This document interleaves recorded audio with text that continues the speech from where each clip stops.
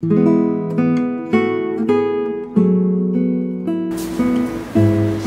tarde a todos, queridos irmãos e queridas irmãs aqui presentes, os encarnados, desencarnados, que possamos aqui estar unidos pelo mesmo pensamento, buscando esse entendimento tão necessário a todos nós, já que vamos falar dessa lei de conservação. Então, aqui do livro dos Espíritos, ali no terceiro livro, onde nos fala sobre as leis morais. Aí nos fala sobre a lei divina ou natural. E o que se deve entender por lei natural? A lei natural é a lei de Deus, e a única verdadeira para a felicidade do homem. Ela lhe indica o que deve fazer e o que não deve fazer. E ele não é infeliz, senão quando se afasta dela. Então a gente já lê para que nós possamos compreender essa lei de conservação, né? Porque aqui nos diz, nós só somos infelizes quando nos afastamos da lei divina.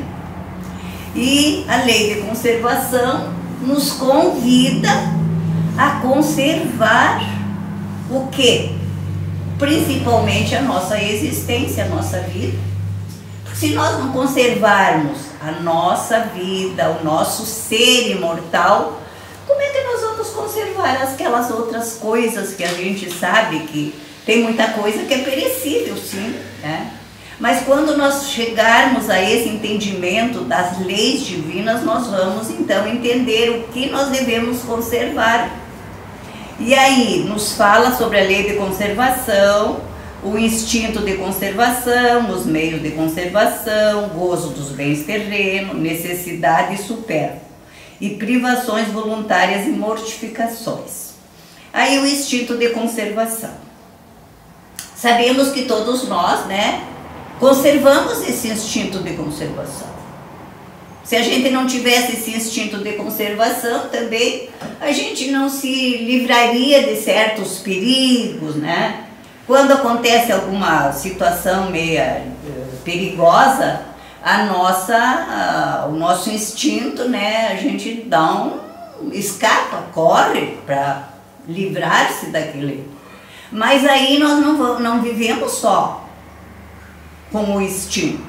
Claro que lá no início, como nos fala, né, que a gente era instinto, e depois nós vamos desenvolvendo a nossa inteligência, porque somos seres, né, espíritos imortais, e aí temos que desenvolver a nossa inteligência para a gente poder também ver os meios de conservação.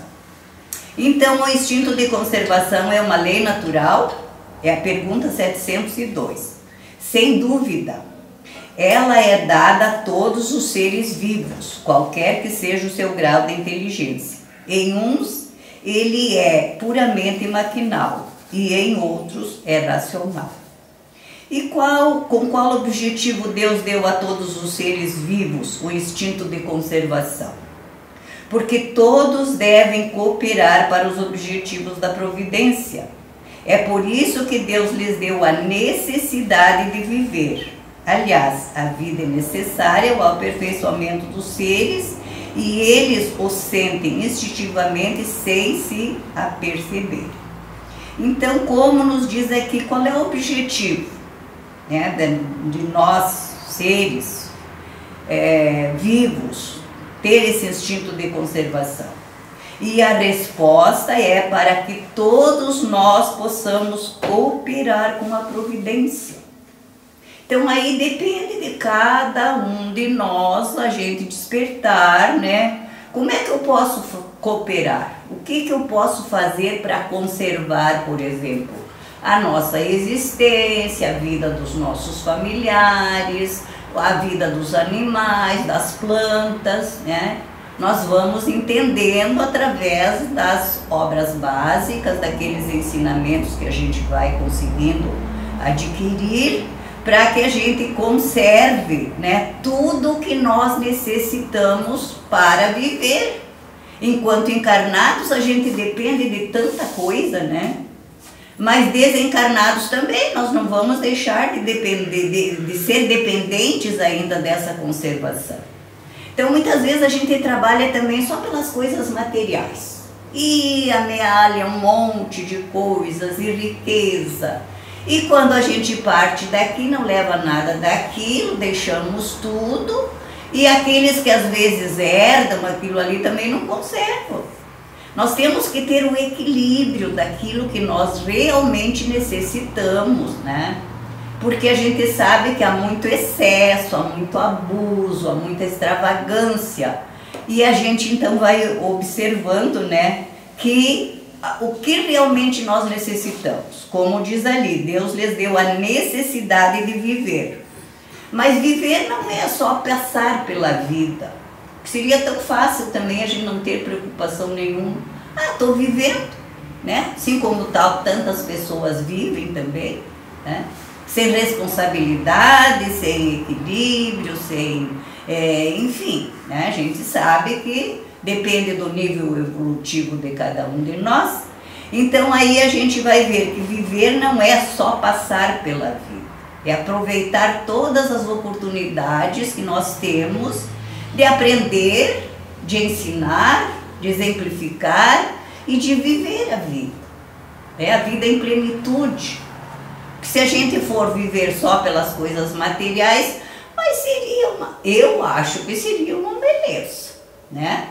Acho que concordam, né? Porque aí a gente trabalha, tem o pão de cada dia, tem os divertimentos, tem o lazer, só essas coisas estaria, né? Mas além disso, o que mais nós temos que conservar? Como nós já falamos, saímos daqui, não levamos nada dessas coisas, então temos que também conservar a vida, né? A verdadeira vida, que é a vida espiritual. Então, os meios de conservação. A pergunta 704. Deus, dando ao homem a necessidade de viver, fornece-lhe sempre os meios? Se esse não os encontra é porque não os compreende. Deus não poderia dar ao homem a necessidade de viver sem dar-lhes os meios. Por isso faz a terra produzir para fornecer o necessário a todos os seus habitantes. Porque só o necessário é útil, o supérfluo jamais é. Mas a gente sabe que tem muita coisa supérflua, muita coisa que não há realmente necessidade da gente ter, né? A vestimenta, por exemplo, né? A gente vê tanta coisa assim, tanta novidade, e às vezes a gente quer estar sempre acompanhando a moda. Mas o nosso interior não muda com a moda. O nosso interior às vezes continua mesmo e às vezes até mais empobrecido. Porque às vezes a gente quer mostrar aquele poder, aquela aparência, aquela vaidade e esquece do principal. Claro que nós precisamos sim estar como estamos aqui, bem agasalhados pelo frio, as intempéries. A gente precisa de um bom agasalho. Mas não precisa de tantas peças, né? A gente pode, claro, não vai pegar hoje, usar, jogar fora para pegar outra amanhã, né? Então a gente tem que conservar aquilo. Porque chegará um dia, talvez, que a gente não tenha tudo isso. E aí, como nós estávamos falando, essas pessoas que vivem a pedir esmolas, a pedir isto ou aquilo, né? Quem sabe lá no passado eram abastados de tudo e não souberam conservar e não auxiliaram aqueles que necessitavam. Então aí a gente vai observando, né? Nós como espíritas que estudamos já há um bom tempo, a gente vai vendo, né, o que realmente nós necessitamos.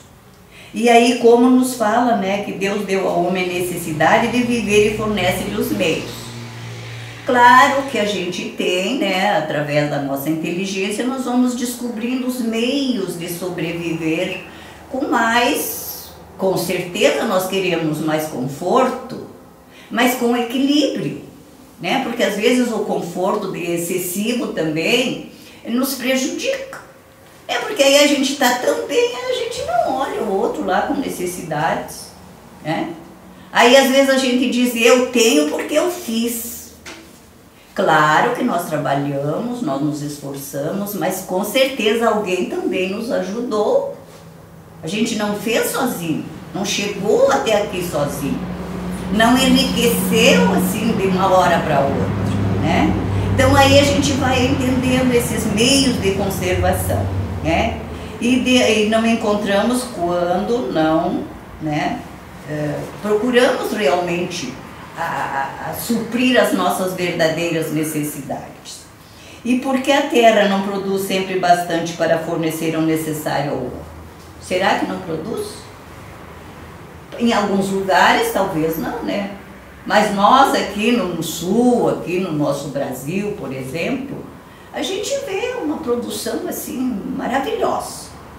Eu quando vou a um supermercado, a uma fruteira, eu olho aquela quantidade de frutas, de verduras, de legumes, eu agradeço.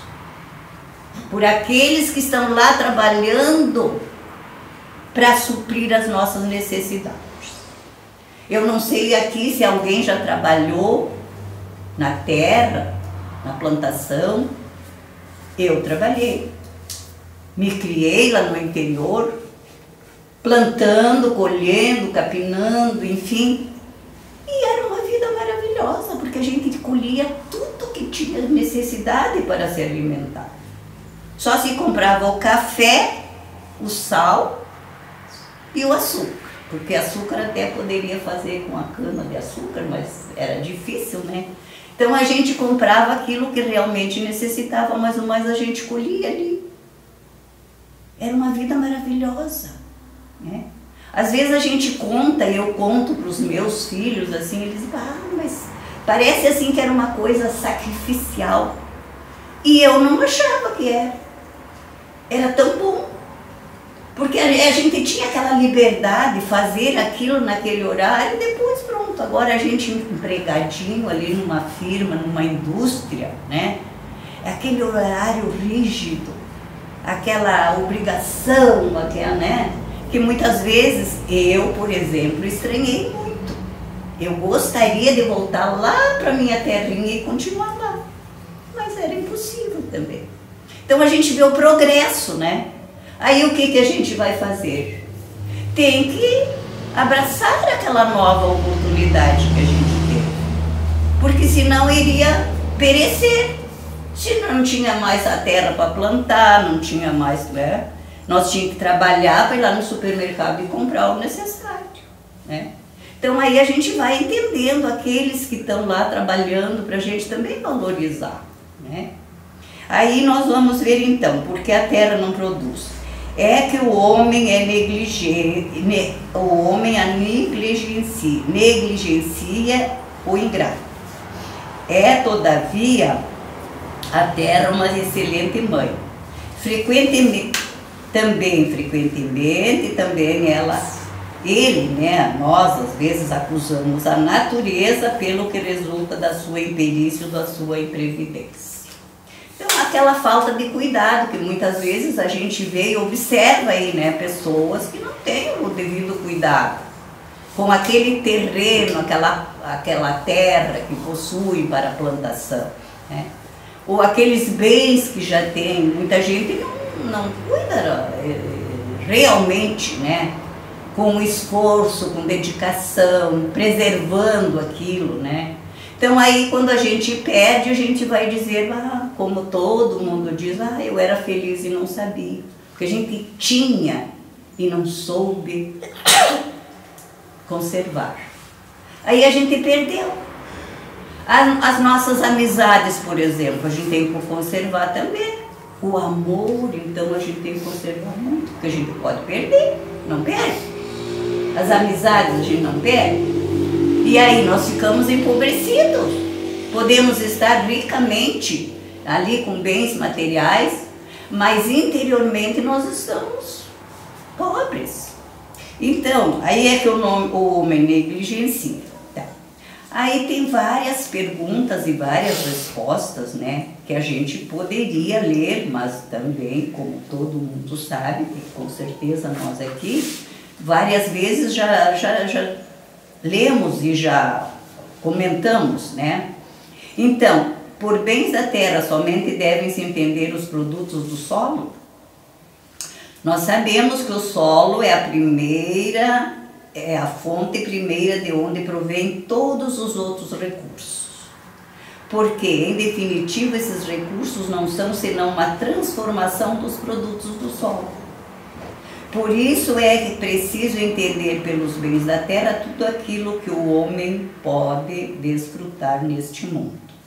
Então, o solo é a fonte primeira, onde provém todos os outros recursos.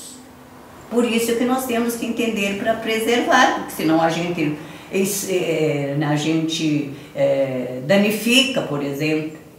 Há um tempo atrás, eu fui passear lá em Lagoa Vermelha, onde eu nasci, me criei, e era aqueles campos verdes maravilhosos, que a gente olhava assim e ficava encantado com aquilo.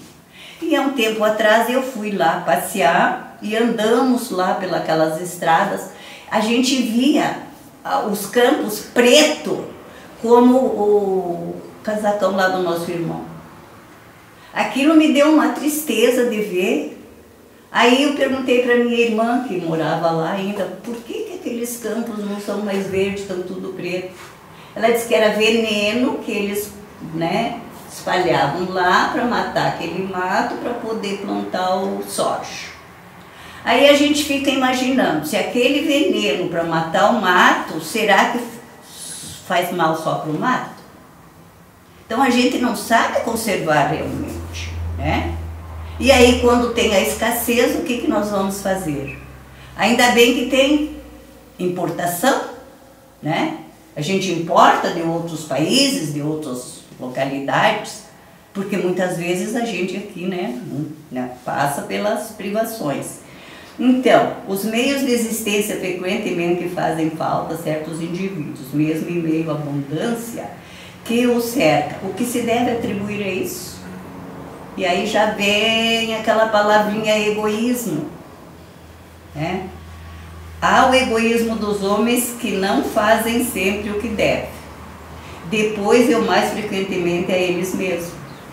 Então, aí o egoísmo, às vezes a gente acha que não vou fazer para o outro, vou fazer para mim. Mas tudo que nós fizermos de bem para o outro, consequentemente, estamos fazendo para nós. Aí nós nos reportamos lá naquela máxima de Jesus, só fazer aos outros o que gostaríamos que os outros nos fizessem. Então aí a gente vai respeitar também o nosso próximo, né? E aí vai repartir, vai dividir aquilo que... Porque pelo egoísmo, às vezes a gente está tão bem que a gente não vê a necessidade do próximo ali ao nosso lado. Então, procurai e encontrareis essas palavras. Não querem dizer que basta olhar a terra para encontrar o que se deseja. Mas é que preciso procurá-la com ardor, perseverança e não com fraqueza, sem se deixar desencorajar pelos obstáculos que frequentemente não são senão meios de pôr à prova vossa constância, vossa paciência e vossa firmeza. Então aí a gente vê, né, a perseverança, a paciência, a firmeza para nós vencermos aqueles obstáculos que muitas vezes nós próprios criamos. E às vezes a gente terceiriza. Eu quero que o outro, ou foi o outro culpado, eu quero que o outro resolva, né? E aí nós ficamos devendo, né? Porque não fazemos a nossa parte. Então aí nessa questão aqui, nos fala sobre a civilização. A civilização multiplica as necessidades. Ela multiplica também as fontes do trabalho e os meios de viver. Claro, pela civilização, porque há uns anos atrás, né, nós não tínhamos essas tecnologias que temos hoje, não tínhamos essa ciência que nos auxilia também, né?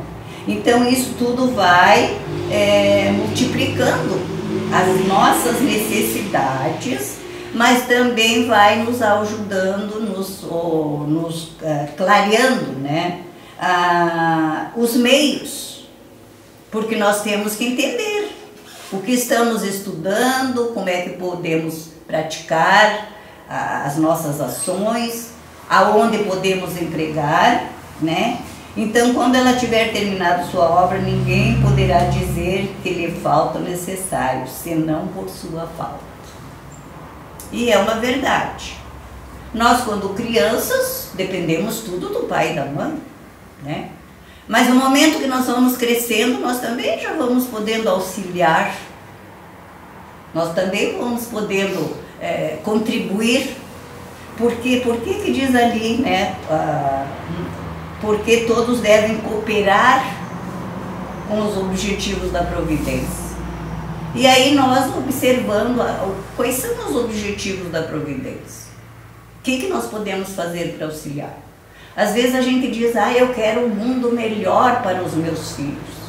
Mas o que nós estamos fazendo e oferecendo para que esse mundo continue e melhore? Às vezes a gente está aqui, né, destruindo em vez de construir.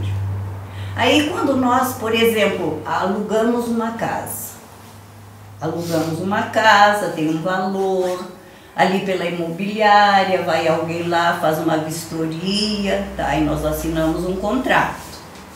Quando sairmos daquela residência, nós devemos deixar conforme nós recebemos. Fizemos um contrato e temos que cumprir com aquele contrato, senão não vamos poder entregar. E esse contrato, será que a gente não fez também? Com o nosso planeta? Com a nossa, a nossa vida? Com certeza, porque se é a nossa morada, se é a nossa casa, né, que Deus nos deu, aí como é que nós vamos sair daqui e deixar tudo assim, jogado, destruído? E queremos um lugar melhor, queremos uma morada mais feliz. Não tem ali no Evangelho segundo o Espiritismo, há muitas moradas na casa do meu Pai? Mas se nós não cuidamos desta morada que temos hoje, será que nós vamos merecer uma melhor? Aí às vezes a gente diz, mas eu vou morrer sim, este corpo sim, mas o espírito não. Será que nós não vamos retornar a esse plano terra? Não vamos reencarnar novamente? Com certeza, né?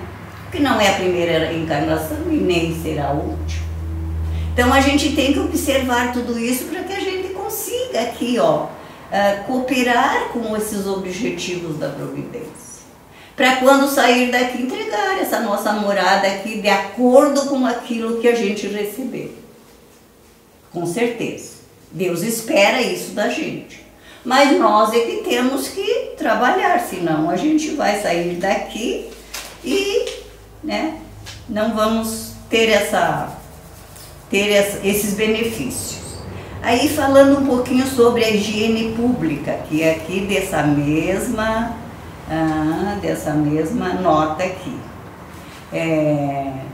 A higiene pública, esse elemento tão essencial da força e da saúde, desconhecida de nossos pais, é objetivo essencial de uma solicitude esclarecida. Claro que hoje já a gente tem esses programas, né, de saneamento básico, a nossa residência, a gente já tem condições, né, que antigamente a gente não tinha tudo isso. Mas ainda há muitas pessoas que não observam esse aspecto aqui.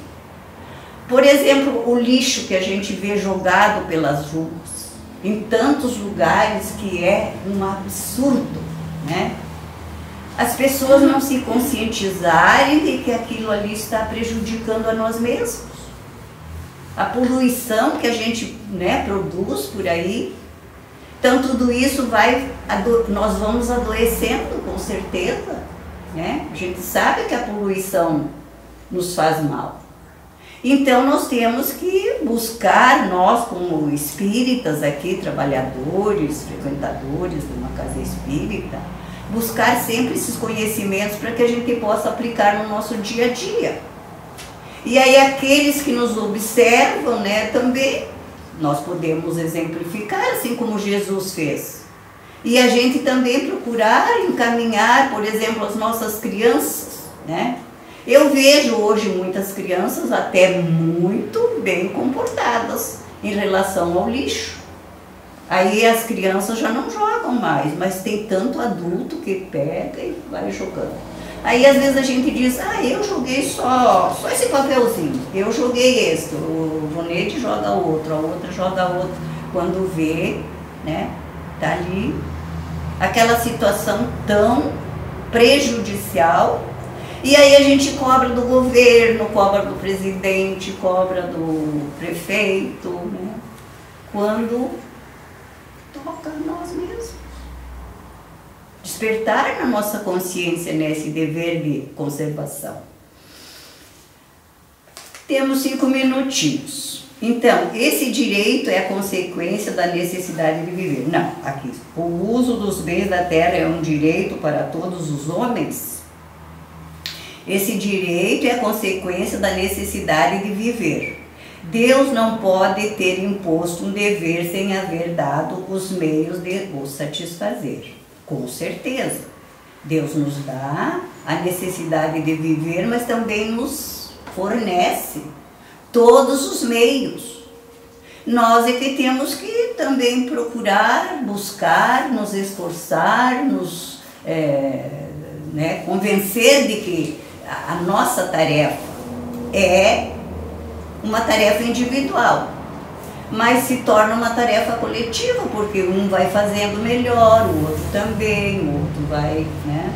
E aí a gente vai vendo então que nós todos temos esse direito, mas também temos os nossos deveres.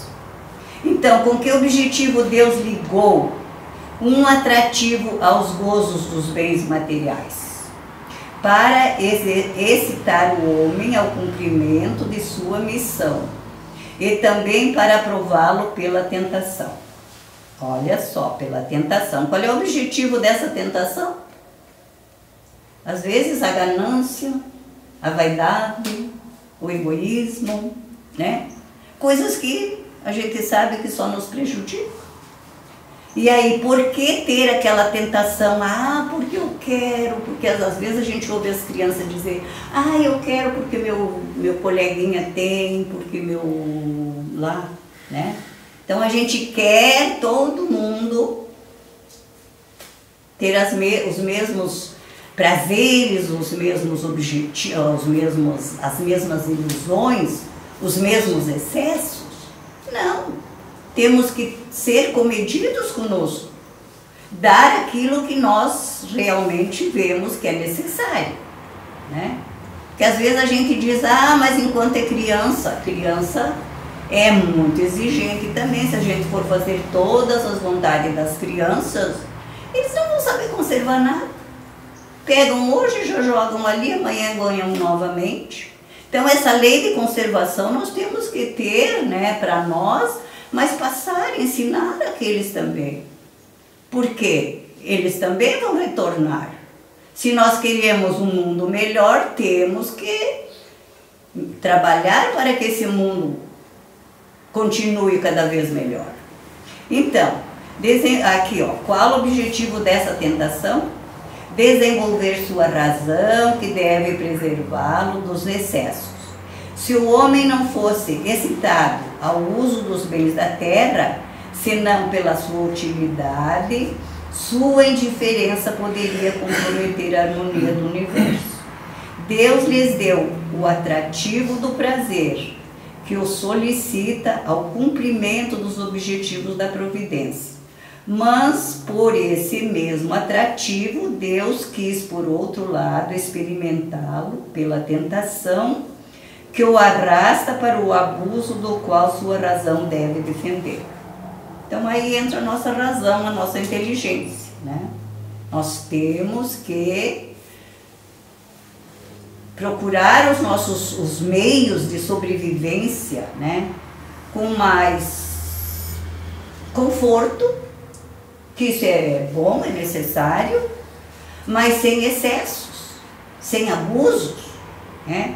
Que aí, claro, a gente vai conservar aquilo que nós temos até o final da nossa existência terrena.